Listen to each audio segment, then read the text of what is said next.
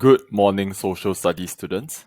I'm Mr. Seow, and today I want to teach a lesson on inference. You should have with you this set of inference notes, and at any point, if you need to speed up, slow down, or pause the lesson to better suit your learning speed, please proceed. So the lesson on inference is the first in a sequence of lessons for source-based skills. And in the upper secondary social studies syllabus, there's a wide range of source-based skills that you will have to demonstrate mastery for. Inference is the most basic skill, if you were to think about it as a skill tree. And afterwards, we learn message, purpose, comparison, reliability, proof, surprise, utility, and finally hybrid. So inference is your starting point for source skills. So what do we want to achieve by today? We want to be able to craft an inference from a source, explain the inference, and to support the inference with evidence from the source. So this is highly theoretical. It boils down to the first question of what is an inference? An inference is an informed guess about what the source is saying. You can highlight this. And the way we know what the source is saying is that we look at the source, we understand the source, and we make a guess about what it's saying. That's the inference. And then we justify this guess, and that is called the explanation. And finally, in order to support our inference and explanation, we draw out details from the source, and this is known as evidence. And note that there are different types of sources with different types of evidence. So if it's a pictorial source, you would need to describe what you see. If it were a written or textual source, the evidence would be to quote the words. And if this were a statistical or data source, the evidence would be to cite the numbers. So I would suggest that you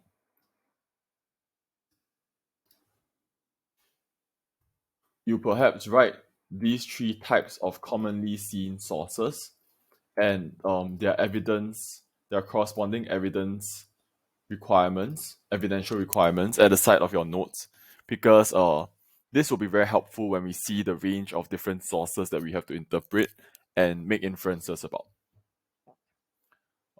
And it will make more sense as we go along. The first step in doing any source-based question, or actually really any question in the humanities, is called answering the question. And then when we want to do the full inference, the steps are we answer the question. So you can highlight ATQ. And then we make an inference based on the question focus. What is the question focus? I'll go through that in a bit when we see actual questions. Note that this inference has to be in your own words. What does that mean? What other words could you possibly use, right? It's always your own words. Well, actually, some sources are textual sources. So when you do an inference, you have to be careful not to lift words from that source. You would have to use your own language, your own understanding, your own interpretations in order to demonstrate your understanding and knowledge of the source. And then explanation, which is also in your own words. And finally, evidence from the source. And this last step is taken from the source. So this one wouldn't be in your own words.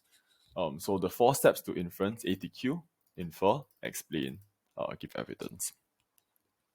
So let's do the first step. Let's look at what the first step is. The first step is actually very easy, very basic, very fundamental. So it's something that we can accomplish in this page. Suppose the question stem starts with, what does source A tell you about? And then there's a question focus. The way you would answer this is very direct. Source A tells me that.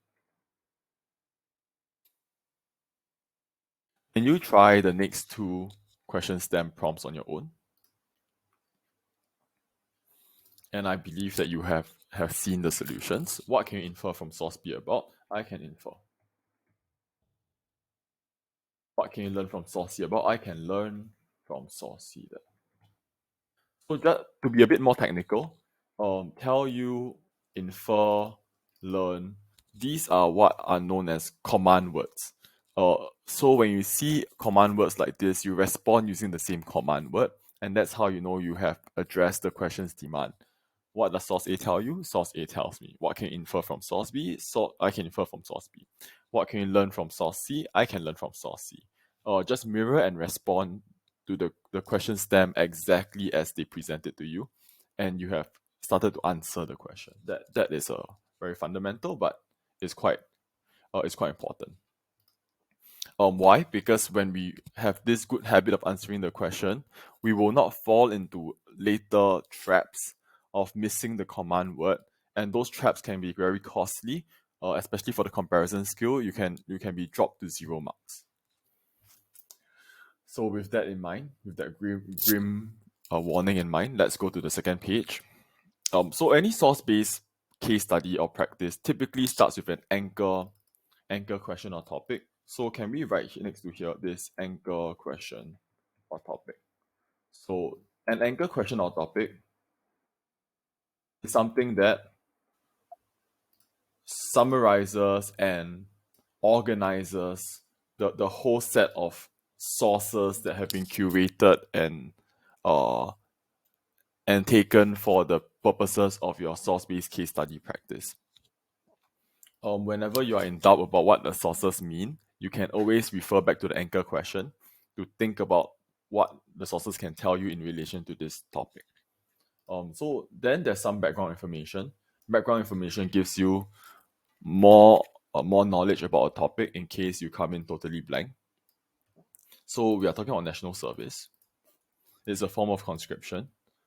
It means that Singaporean males have to do a lot of work for the country, in particular 2 years in one of these uniformed services. Okay. So now we have the first source. Source A is a photograph of national service recruits taking the Singapore Pledge. You can see that they're all in uniform. Of course, in color, it's a bit easier to see that they're sweaty and tired. They have bags next to them. Probably they have carried the bags for a while. And then we go to this question. Question one: what can you infer from source A about national service recruits? So I want you all to highlight now national service recruits. And this is what we call a question focus. Please use a little arrow and write this by the side of the question, question focus, because this focus helps you structure and craft your inference answer. What can you infer from source A about national service recruits? You can start taking a look. Well, they look tired. They're taking the pledge. They're all standing in a very orderly formation. So these details from the source are starting to give me some ideas and information and knowledge about the recruits. So whenever I do an inference, I want to string together an adjective, a descriptor that helps me understand the focus. What can you infer? We learned earlier from the question about answering the question. Use the question stem. So I can infer from source A that national service recruits are, well, we could write discipline and organized and loyal to the country. Well, how did I know that? How did I know that? Because here I'm explaining myself. I am justifying my inference. This is because the recruits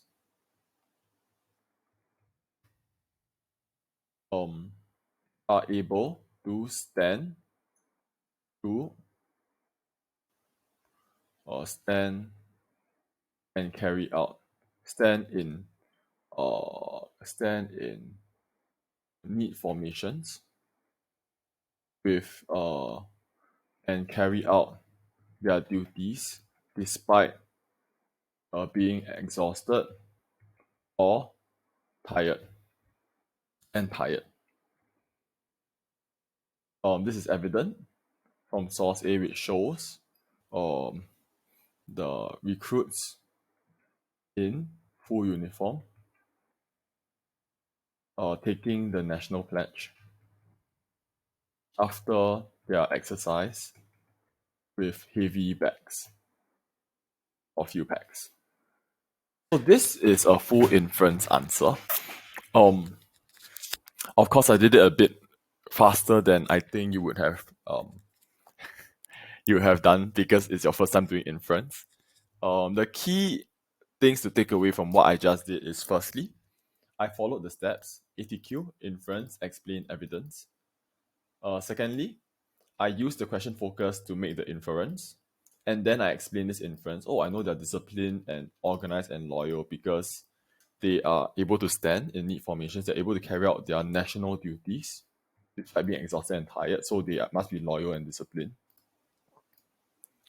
Recruits in full uniform standing in straight lines, taking the national pledge, even after their exercise, tiring exercise, with heavy bags. So what you would want to do is you would want to look at how I crafted this answer. You want to fill in your notes, and you want to think about whether or not you could find any other inferences regarding this question focus that might also make sense based on the source, based on the picture. And I will say that inferring from a picture can be quite tricky because you have to explain your ideas very clearly using limited information from what you can see. Okay. Once done, we can proceed to the next question, which is this: a blog post. So when you see a question, inference question, once again, you would have to highlight the focus.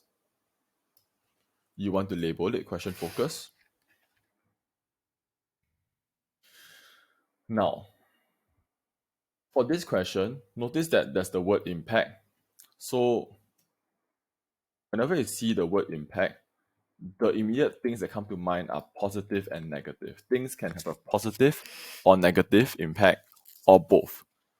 I don't know yet, I haven't read the source, but so far I know that when I see the word impact, immediately I can think about the descriptors positive and negative. Okay, so I want to know the impact of national service on youth. What does this blogger say? You can take a couple minutes to pause the video and read it for yourself before I go through the question. Think about how you would answer it. So source B says, some people are more free-spirited than others. I do not like being controlled. I can tolerate it for 2 years, but having imposed on me for half my entire life is really hard to bear. National service is a part-time job, a full-time commitment. You can get jailed for minor stuff. Fair, isn't this akin to modern slavery? So clearly, this blogger is very angsty and angry. He's not happy with national service. He calls it modern slavery. That's pretty critical. That's pretty um, derogatory. So in other words, the blogger thinks that national service is a very tiresome chore. It's hard to bear. Okay, so let's take a look. I'm highlighting some things in the source that are going to help me with my answer.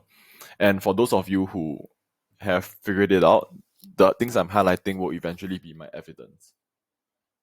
So let's answer the inference question. What can you learn from source B? Answer with I can learn from source B. I can learn from source B that national service has a negative and terrible impact on youth. That is the essence of what the source is saying. Why does national service have such a negative impact? Because national service imposes strict, strict rules and curtails the people, the servicemen's freedom for much of their life with unreasonable punishments that cause them to feel fear and unhappiness uh, and and feel fearful, unhappy, and trapped. Fearful, unhappy, and trapped. That caused the serviceman. So this is, you notice, this is the essence of what this blogger has been saying. And you notice that I avoided using the words that he used. Why? Because I cannot live from the source. So hard to bear, it's terrible. Can jail for minor stuff, it's unreasonable punishments. So you can even write unreasonable and excessive punishments. Akin to modern slavery, it is being trapped. So I have used my own words to explain the negative and terrible impact, and then I quote the source. And I quote the source because, as we said earlier, if it's a textual source, we quote the words of the source. So that's why I draw the information from the source by quoting it. Once again, at this point, you should take down the notes, and think about how this makes sense. You could even copy the question and the full paragraph answer on foolscap if it helps you to think through the answer. And then we go to question 3. Does the blogger in source B support national service? You know the drill. Highlight, label, question focus. And here I've left the first box blank. Can I give you maybe 5 minutes, pause the video and try this whole box by yourself?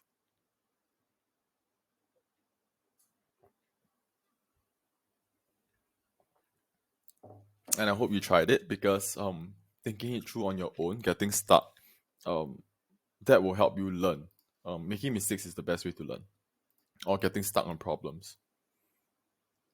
Okay, so let's just look at the source directly. Does the blogger in source B support national service? I'm going to do ATQ. The blogger in source B, right? I don't know yet. Does or does not support national service. So does he? I do not like being controlled. Akin to modern slavery, does not. Yeah. I think this is quite clear cut. Does not support national service. Because national service curtails and restricts the bloggers' freedom and autonomy, or imposes harsh and unfair and excessive punishments, and causes the blogger to feel unhappy and trapped. Then I can take pretty much the same evidence.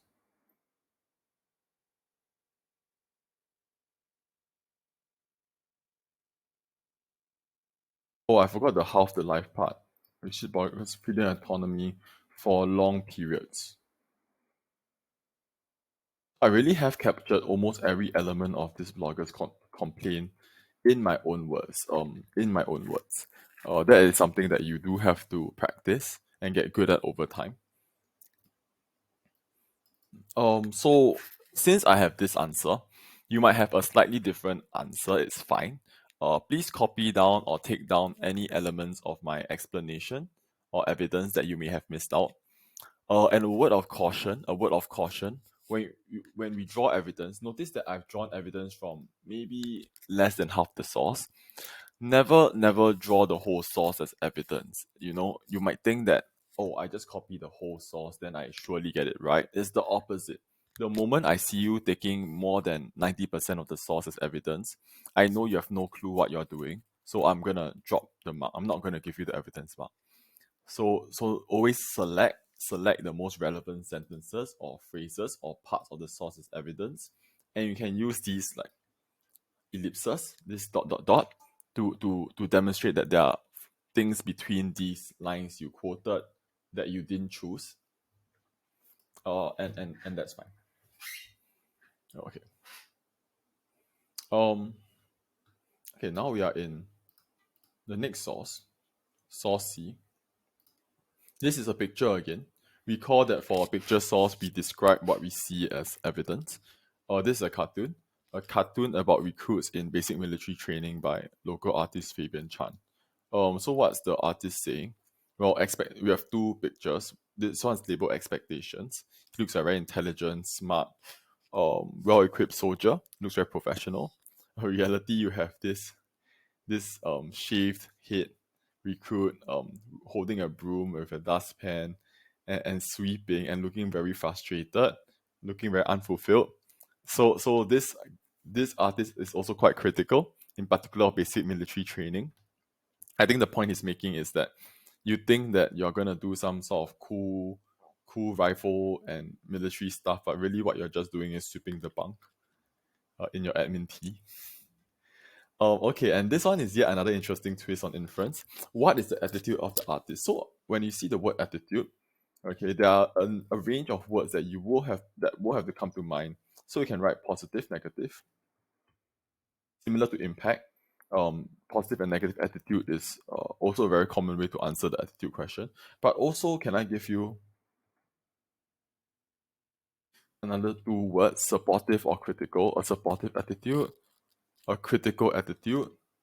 You could, if you want to, you could also see sarcastic attitude. Um, you could see praising attitude. So there's a range of mocking attitude. So there's a range of words you could use. But let's start out these four: positive, negative, supportive, critical. Then can I give you once again about 5 minutes? Pause the video and try this yourself.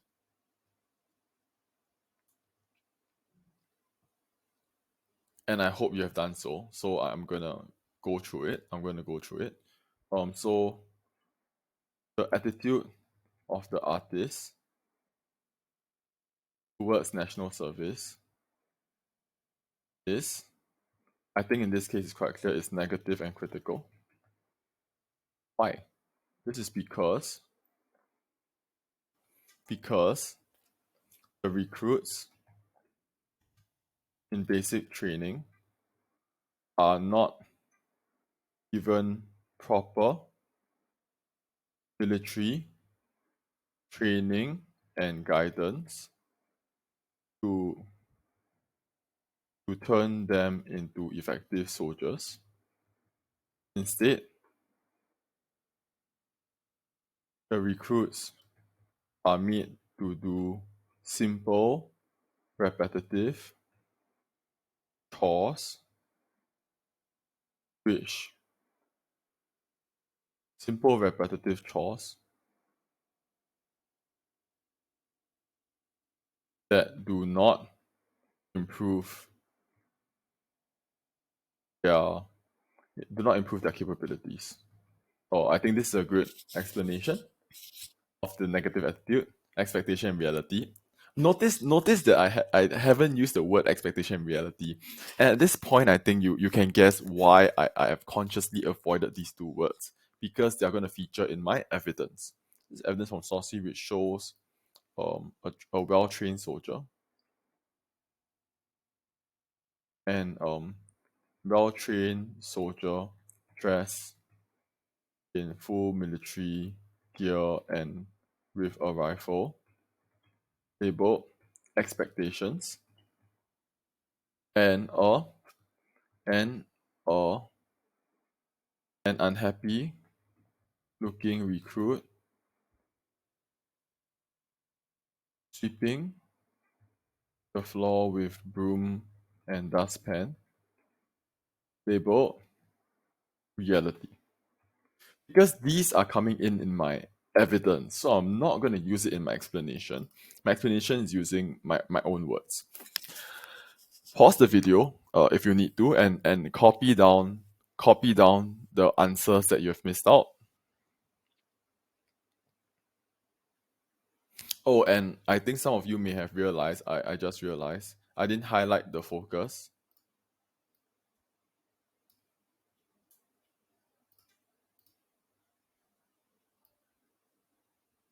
So you should always highlight the question focus. I'm sorry, this slipped by because I was so excited about the word attitude. So for the next question now, you know what to do. You start with highlighting the question focus, the effectiveness of national service in training soldiers. Of course, now this is a very simple, straightforward inference question. You would just say effective or ineffective. Source C tells me that national service is effective or ineffective. I think the inference here is quite clear. It's a critical source, so source C tells me national service is ineffective, and we can draw out some of the ideas from the explanation evidence that we have already done. So I leave you to do the question 5 on your own on foolscap. Let's proceed down to question 6 and source D. What can we learn from source D about the importance of the Singapore Armed Forces? Again, highlight, label, question focus. Very important, not important, these are your inferences. Is it very important, or is it not important? Let's look at what Prime Minister says. Since national service started, more than 1 million have served. Your contribution and sacrifices have enabled Singaporeans to enjoy decades of peace, a safe and secure home. Our deterrence is credible and has worked. Okay, well, the answer is clear. Very important. Very important. Why? Because, and then you use your own words to explain. And then you quote this as evidence. Okay, I leave you to do question 6 on your own as well on foolscap. Now let's look at question 7. What is the attitude of the cartoonist source E towards having females in national service? Same thing. Highlight. Question focus. Again, we have positive, negative attitude. So whenever you see the word attitude, positive, negative, supportive, critical, these are the words we want to use. Let's look at this one. The cartoonist's opinion on women serving. Well, this woman is crying, she's screaming. Oh, the question here, will it work? Will it work? So do you think it works? Her comrade is dead. There's a little blood trickling down the mouth. She's screaming and then she's randomly firing the machine gun. Okay, I think you have inferred the attitude of the cartoonist. He's not supportive. He's very critical. He's saying it will not work. This is a rhetorical question. He's saying it will not work. So the attitude of the cartoonist towards having females in national service is negative and critical. This is because the cartoonist believes that, and then you use your own words to explain why the cartoonist thinks it will not work. You can do question 7 on foolscap. Okay, so I've gone through the inference lesson. I just have a couple more things to reiterate and then we are done. So first, whenever you see an inference question, you follow the steps, answer the question, infer based on the question focus, and so we have to highlight the question focus, explain the inference in your own words, and then finally you draw evidence. The 3 types of sources, broadly speaking, are pictorial sources. Evidence is you describe what you see. Textual source, evidence you quote the word. Statistical or data source, evidence you cite the number. And finally, if you want to check your own answers, on the very last page of this set of notes, there is a rubric where you can check whether or not your inference and evidence are of a high quality. So you can use this rubric to check your own answer. Let me end off by emphasizing that what I said from the start, that inference is the most basic, most foundational, most fundamental skill in the source-based series. It's the first skill you learn. It helps you understand all the other skills. But don't look down on inference. Why shouldn't you look down on inference? Let's talk about the 2022 national exams. So this is the 2022 O-level social studies exam. Oh, I think my screen has not changed over. I'm sorry about that. Let me see.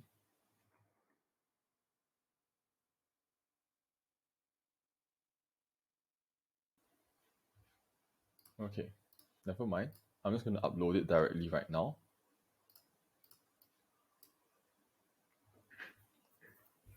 So this is the 2022 O-Level Social Studies exam, right? O-Level 2022. Look at the first question. What can we learn from this source about fake news? About fake news, the question focus. This is an inference question for the national exam O-Level 2022. And then let's look at the N-Level. So once again, N-Level 2022. Look at the first question. What does the source tell you about the policy of working from home? The policy of working from home, the question focus. The first question is inference. And then the second question, how supportive is the cartoonist about working from home? Second question is also inference. So in national exams for 2022, both O and N level, inference came out. Even though it's the most basic skill, it is still tested at national exam. And in fact, it made up 11 marks out of 35 marks. Almost 1/3 of the source base was inference. So don't look down on inference questions. Inference is very important, not only because it helps you understand the whole source base skill tree, but also because it is tested consistently for national exams. So I hope this lesson has been helpful to you. Please go back and look through all the answers. Do questions 1 to 4 on the worksheet. Do questions 5, 6, and 7 on foolscap, staple it behind, and you can pass it to me for marking when you are done. Thank you, social studies students, and have a good day ahead.